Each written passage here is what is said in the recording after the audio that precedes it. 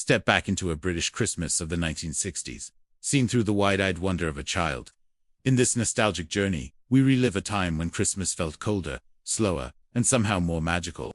From the first frost on the window pane to the comforting glow of a coal fire, this video captures the simple, heartfelt feelings of a 1960s UK Christmas, exactly as children remember it.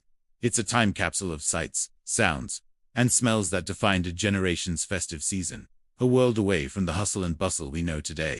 You'll rediscover the patient countdown to the big day, marked by tiny paper doors, the scent of pine, baking, and warm coal fires filling the home. Decorations that were handmade, cherished, and slightly imperfect. The thrill of writing to Father Christmas and the long wait that followed. Presents that were few, but deeply treasured, sparking endless imagination. The comforting rituals of Christmas Day television and a grand family dinner. A feeling of togetherness that was the greatest gift of all, told in a warm, reflective voice. This video isn't about dates or facts. It's about how Christmas felt when you were young. Whether you grew up in the 60s or just love classic British nostalgia, this is a gentle reminder of a time when Christmas was less about what you had and more about who you were with. The countdown to Christmas began not with a frantic rush, but with quiet anticipation. It started with a paper advent calendar, usually depicting a serene nativity scene or a snowy village landscape. Each morning, a little numbered door would be carefully opened to reveal a simple picture behind it: a candle, a star, or a robin. There were no chocolates or tiny toys, just the growing excitement that with every new image, Christmas Day was drawing one step closer. This daily ritual was a lesson in patience, a gentle build-up to the magic that lay ahead. The air in the house seemed to change as December unfolded, filled with a unique blend of familiar, comforting scents. The sharp, clean fragrance of pine needles from the newly brought-in tree mingled with the rich, earthy smell of the coal fire, which crackled and glowed in the hearth, casting dancing shadows on the walls. From the kitchen drifted the warm, sweet aroma of mince pies baking in the oven, their spicy scent promising the delicious treats to come. These smells were the very essence of a 1960s Christmas, weaving a sensory tapestry that instantly signaled the arrival of the festive season. The Christmas tree was the undeniable centerpiece of the home's decorations, a real pine that brought a piece of the winter forest indoors. It was rarely the perfectly symmetrical specimen you see today. More often than not, it was a bit wonky, with a charming lean to one side and gaps between its branches. But its imperfections only added to its character. Decorating it was a cherished family affair.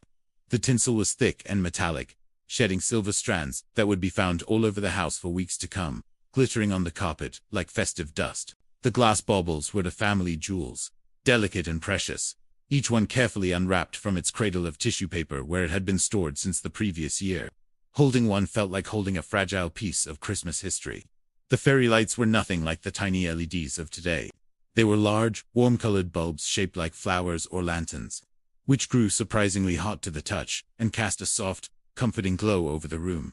Beyond the tree, the house was adorned with a charming collection of homemade and humble decorations. Colorful paper chains, painstakingly glued together by small, sticky fingers, were draped from corner to corner, their slightly uneven loops a testament to youthful effort.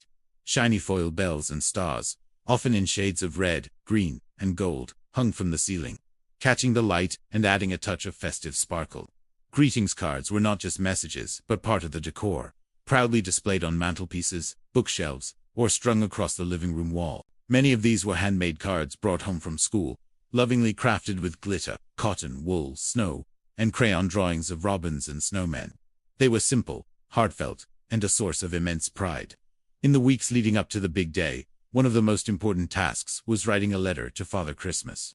With great concentration, children would carefully list their modest wishes, hoping they had been good enough to receive them. The letter was then either posted up the chimney, with the hope that the smoke would carry it to the North Pole, or sent off in a stamped envelope, a solemn act of faith posted weeks in advance.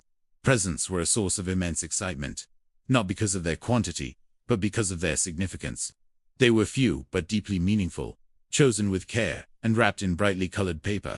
Throughout December, these mysterious parcels would be placed tantalizingly out of reach, often on a high shelf or in a forbidden corner, heightening the suspense and fueling endless speculation among the children. The Christmas stocking was a tradition steeped in magic. Often a knitted sock or a purpose-made felt boot, it was hung by the fireplace on Christmas Eve, a silent invitation to Father Christmas. Waking up to find it lumpy and filled with surprises was a moment of pure joy. It wasn't always packed with expensive toys. An orange or a tangerine in the toe was a classic, exotic treat. Its citrus sent a hallmark of Christmas morning. Nuts in their shells, a handful of shiny chocolate coins wrapped in gold foil, and perhaps a small puzzle or a new toy car, felt just as exciting as any grand gift. These small treasures were savored, each one a little piece of the day's magic. Christmas morning treasures were often things that encouraged creativity, learning, and family interaction. Board games like Monopoly or Ludo were common gifts, promising hours of fun and friendly competition around the dining table. Jigsaws with 1,000 tiny pieces would be spread out on a table, becoming a communal project for the days that followed. For avid readers, the Christmas Annual was a highlight, a thick, colorful book filled with stories, comics, and puzzles featuring their favorite characters from television or comics, like the Beano or the Dandy. Another special part of the day was wearing new clothes. An outfit, perhaps a smart dress for a girl, or a new jumper for a boy, would have been bought weeks before and saved especially for Christmas Day. Wearing it for the first time felt incredibly special, a way of marking the day as different from all others. You wore it proudly, feeling grown up and part of the day's formal celebrations. In an era with fewer distractions, the radio and, increasingly, the television became the focal point of the day's entertainment. Families would gather around the wireless to listen to festive music and comedy shows, the sounds filling the house and adding to the cheerful atmosphere. But it was the television, often a new and exciting addition to the home, that truly captured everyone's attention. Christmas Day television was a shared national experience.